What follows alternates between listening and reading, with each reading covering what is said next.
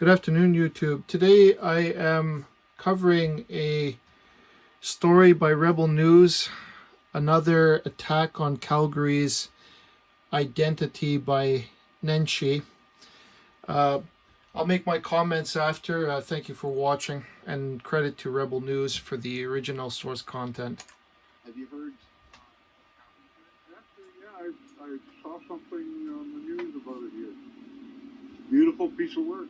Yeah, and they're going to be painting over it with a message for Black Lives Matter and queer and transgender, biracial, or queer and transgender, Black and Indigenous people of color. Do you think that it should be painted over? No, I love the picture. Yeah. I love my birds. I don't think it should be touched.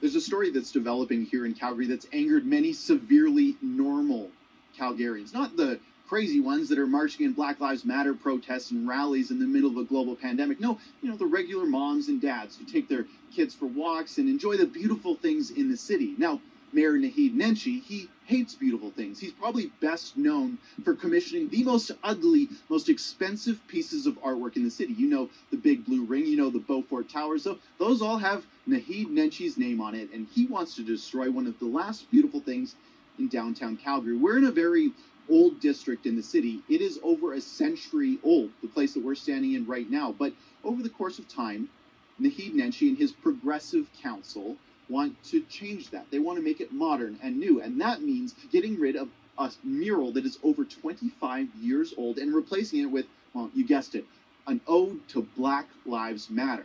They commissioned this organization called Pink Flamingo, who is getting a QT BIPOC artist to paint over this massive 25-foot tall, over 100-foot long mural. It is a beautiful mural, and it's a message of hope and optimism. The name of this mural is Giving Wings to the Dream. It's a message of hope and optimism and that things will get better. It's a message that all of Calgary can relate with right now, regardless of if they're Black or white or Asian or gay or straight. It doesn't matter. Everyone can associate and see the beauty in this mural. On top of all Calgarians, it's also something that can be related to by the folks that are living specifically here in downtown on the East End. People who are historically downtrodden, whether they be Indigenous or white, folks who are experiencing homelessness or addiction. This mural speaks to them. This whole project, the Cup Society, is for the unemployed, the folks experiencing homelessness and addiction. That is what this beautiful mural was commissioned over 25 years ago to represent. Now, I want to read through an article that was posted about this mural in particular. And in particular, I want to quote what the reasoning is for these radical QT BIPOC artists to paint over this piece of artwork. Now, I don't even know what QT BIPOC means. I'm not even going to try to digest that, but I'm going to read you what they said. This site is one of the largest and most visible walls in the city. We feel that BIPOC artists, and in this case, QT BIPOC artists, whatever the hell that means, deserve such a site. We aren't interested in scraps, and that means taking up space that's been denied to BIPOC Calgarians in the past. So to contrast that to a normal, regular thinking person, the executive director of Cuffs back in 1995, the person who commissioned this piece of artwork, had this to say about it. All people matter to me. The arms in the mural mean a great deal to me as they represent diversity. The spirit that I feel in your mural embraces a broad perspective, and the dove is intended to represent peace. Those ideals remain relevant. Now, the point about art and art that has meaning is that people can look at it and see what they want. Now, these radicals might want to see some Black Lives Matter messaging, like what we see in Washington, D.C., where they just poured yellow paint on the street, acting like that was some sort of political statement or piece of artwork. It's not. You can look at this beautiful piece of work here that has stood the test of time over 25 years. It hasn't been defaced. There's no damage. And you can see on these hands that are right here, and you probably can't see it as we're so close to it, but you can see the actual colors on this mural. It's not a white arm. It's covered by these clouds, but it has meaning. There's darker parts, there's lighter parts, and that's the point of this piece of artwork. Anyone should be able to see themselves in this piece. They should be able to see what this means, that there's hope on the horizon and that you can achieve your goals, and it's a message of peace. Black Lives Matter wants to get rid of that because they hate you. They hate society. They hate themselves. So they want to get rid of beauty. Well, have you heard what's happening to it? Actually, yeah, I saw something on the news about it here. Beautiful piece of work. Yeah, and they're going to be painting over it with a message for Black Lives Matter and queer and transgender biracial, or queer and transgender Black and Indigenous people of color. Do you think that it should be painted over? No. I love the picture. Yeah. I love my birds. I don't think it should be touched. When I look at it, I see those hands, and the way the clouds sort of come over the hands, you can see actually different colors in the hands. There's white parts, there's brown parts, there's even some quite dark brown parts, and I think that any Calgarian could see themselves represented in that. I used to walk around Bridgeland with a parrot on one shoulder and a cockatiel on the other. That bird painting has to stay. All right, well, we'll send this to Nenshi to let him know what you think. And I'm sorry about, like I said, what's happening to them, but same could be said for the natives and any particular group that's being picked on, but they should just leave that be. How about this mural/ad? It's been here for literally 6 years. It's kind of a joke in the Calgary community that this ad has managed to stay here on one of the busiest streets of Calgary for so long. It actually speaks to the decline of this city over the time that Nenshi has been leading it. This phone they don't even make anymore. The Samsung S5 can't even buy it. But for some reason, this isn't the priority to paint over. Nenshi wants to paint over one of the last few beautiful things in the city that radical leftists haven't destroyed. Now, Pink Flamingo is the organization that is going to be painting over that very nice mural, giving wings to the dream. And I want to read to you their sort of modus operandi. They've been posting to their Facebook page, and it sort of illustrates how they operate. They say that they hate the culture of whiteness, and they want to value other ways of being. This is all quotes from them. What they hate is quick, fast, and no time to process decision-making in our government bodies. They hate the top-down hierarchy and academic jargon. They hate exclusive meetings. They actually hate being rational and data-driven. That's literally on their website what they don't like. This is going to inform the artwork that they create. What they value in the other ways of being, not being white, according to them, is non-academic, oral. I don't know what this means. I don't think these people know what it means because, frankly, they're supporting a culture of being low IQ in the first place. They want to low IQ-ify our city. Nenshi supports that. Nenshi's giving them hundreds of thousands of dollars to do that. I like that mural. I like it a lot. Calgarians, the ones that I've spoke to here today, love that mural. I can't find anyone except for the radicals in this article, the Pink Flamingo, who want to paint over this beauty. SaveTheMural.com. Go there. By the time this video is published, we'll have a petition up, and we're going to save. This is, as a Calgarian and as a Christian, a very, very disturbing, and it causes me great anger. When I look at this painting, because my fiance is an artist, this painting means a lot of things. You've seen Keenan there sort of analyzing its different colors and looking at its composition. I'm not an artist, but learning from my fiance, if you look here, she painted that for me not too long ago. The composition of a piece, the artist has a vision in their mind, and to execute that vision, they work so hard. She doesn't sleep when she works on a painting. My fiance, she doesn't sleep. She keeps working until her vision can become reality. And when you look at this beautiful painting, it's easy to overlook it. It's easy to say how trivial it is because growing up in this city, it's been here as long as I can remember. And I've passed by it many times on my way to church and then going home from church. Um, it has extreme, I have extreme sentiment and attachment to it without even knowing whom the artists were, without knowing whom painted, without knowing whom commissioned it. Its beauty is exactly what Keenan said. There's something in it for everyone. And the fact that Nenshi would try to destroy something like that is indicative of what a megalomaniac kind of person he is. Everything that his hand, his administration has touched has led to catastrophe.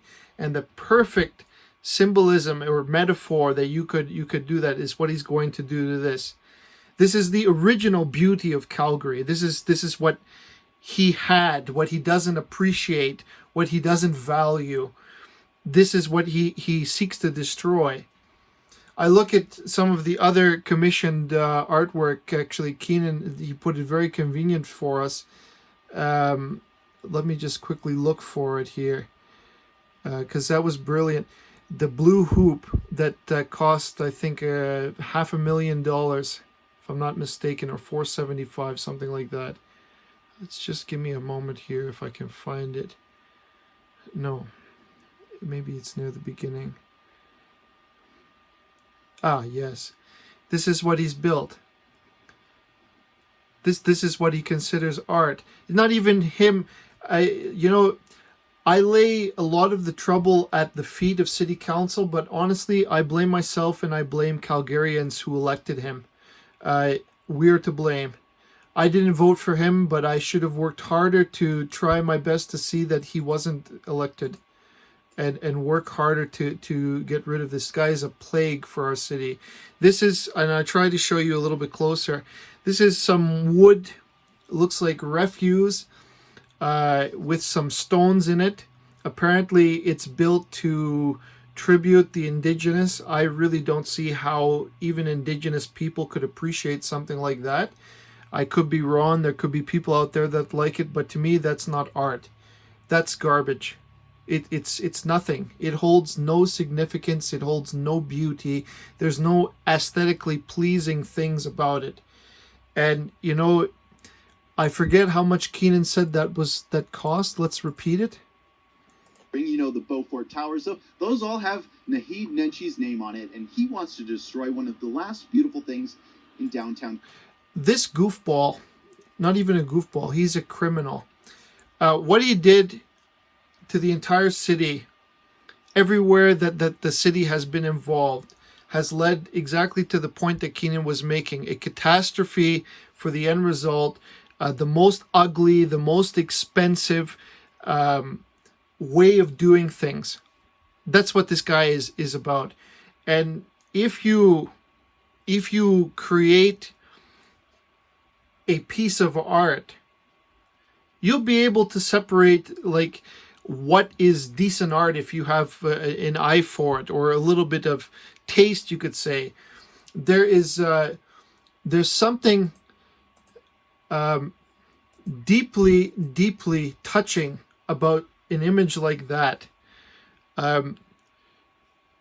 For me, it represents, the spirit is indicative of hope. You could say that this image from the biblical story of Noah, after they were at sea for so long, and God saved them from the great flood, and when Noah sent out the doves, and I think several other kinds of birds, a raven or a don't quote me, pigeons maybe, but they sent out the dove. And when the dove came back, it returned with a branch. Something was growing somewhere, indicative of land. So that's what that message means. It's hope. Your suffering will end soon. There's hope on the horizon that you will find a new home, so to speak. And in this image, I don't know if they're completely along those lines for the inspiration, but definitely it is a very, like you could say, a holy portrayal, the Holy Spirit sort of coming to man. You can also be that idea as well. But, there is nothing that they could paint that's more beautiful than what's there already. And it is a symbol of the loss, the beauty that we are going to lose in Calgary. You know, for many years I've already considered, if you've seen some of my previous video, you'll know that my anger about they're destroying the Saddle Dome, another beautiful piece of the identity of Calgary, something that Nenshi will and I say Nenshi and his city council of losers, and he's the king loser, you could say, because a person who doesn't appreciate something like that, he's a loser. It's just, it grieves me to see that one, you know, as a Canadian, I'm sad to say that we have a very low appreciation for art. It's you know, I can see the people whom he interviewed. For them, it's just day-to-day activities. They don't really care about the aesthetic principle of the beauty and the value of that piece. How could it? I wonder how long it took him to put that together. How long to paint, to get it just right so that they achieve what they want. And maybe over the years somebody has secretly paid or put time to maintain it, because everybody knows that over time it would be weathered. This looks like it's been freshly repainted, redone. And you know,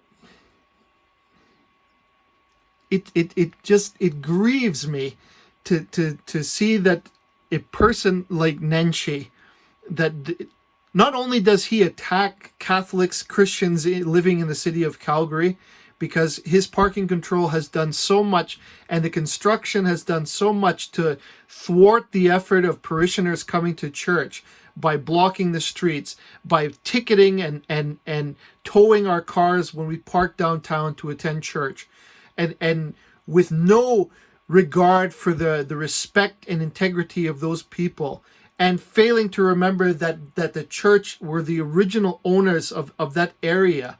And then the city, they actually in charity gave it over to the city. So in the past, they have a mutually beneficial relationship. They don't interfere with the affairs of parishioners out of respect for the church and that mutual partnership. And now Nenshi is, that's why the subtle signs are very important and indicative of what a maniac that guy is. That he goes in and he destroys anything, everything, and remake it in what do they say? They're going to replace it with something for Black Lives Matter. And I argue that group is a very, it may say Black Lives Matter, but that group is not about Black Lives Matter. That's about something completely different, something more insidious. So to replace that with an image like that's indicative of something very mentally sick going on in this city, in this council, in that mayor. And I'm telling you, it grieves me. It just, how could they do something like that? It's so angering to me. And you know, it seems there's nobody that really cares. You know, I wonder how many people really give a damn that something like that will be removed. You know, it's amazing to me that when we go about our day-to-day lives, we're busy, but we don't even stop and look actually at the beauty of things. And we won't see it until it's gone, and then we'll realize, oh, maybe even then we won't realize, but maybe we realize, oh, we underappreciated it after it's gone.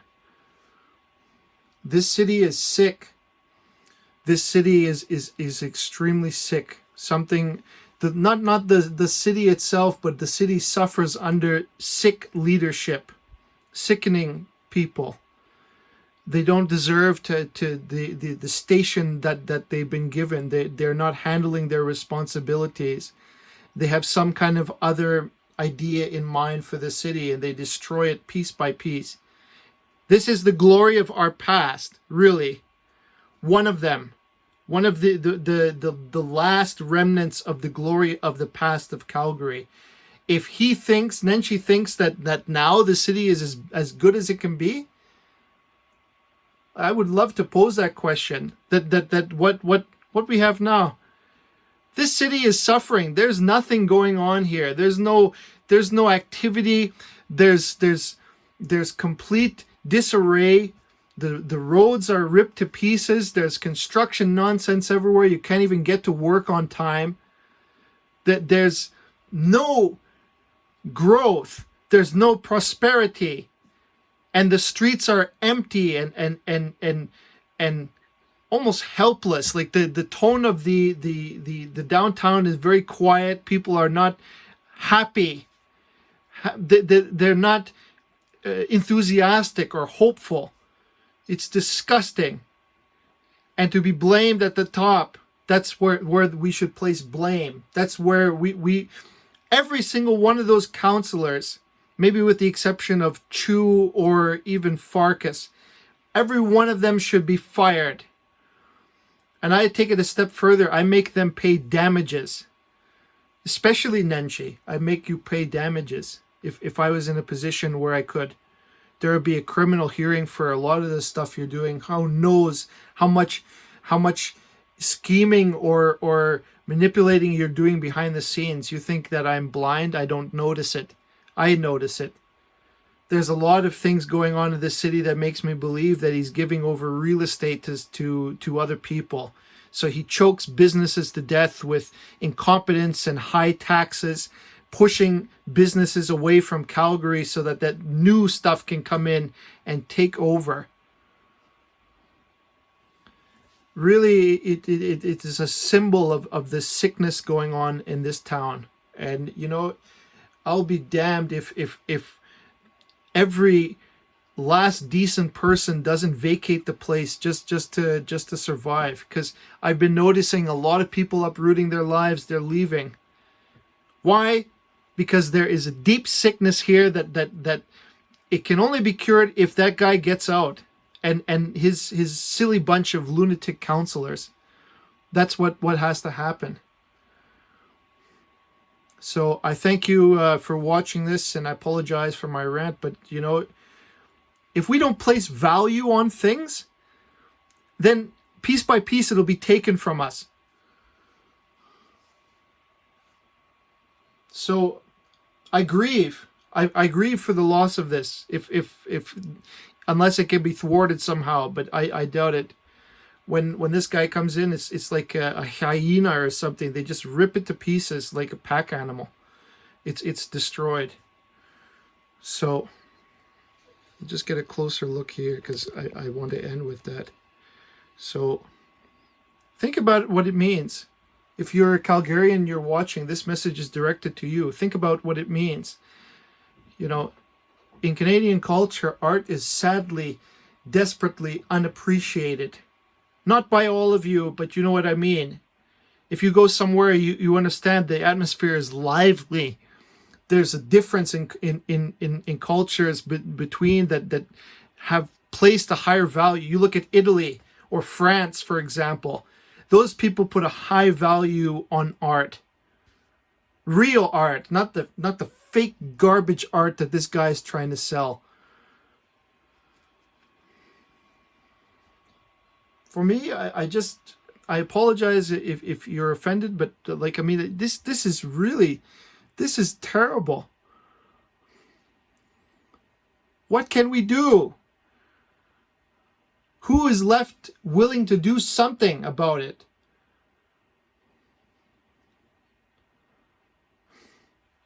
Anyways, thank you for watching. Goodbye.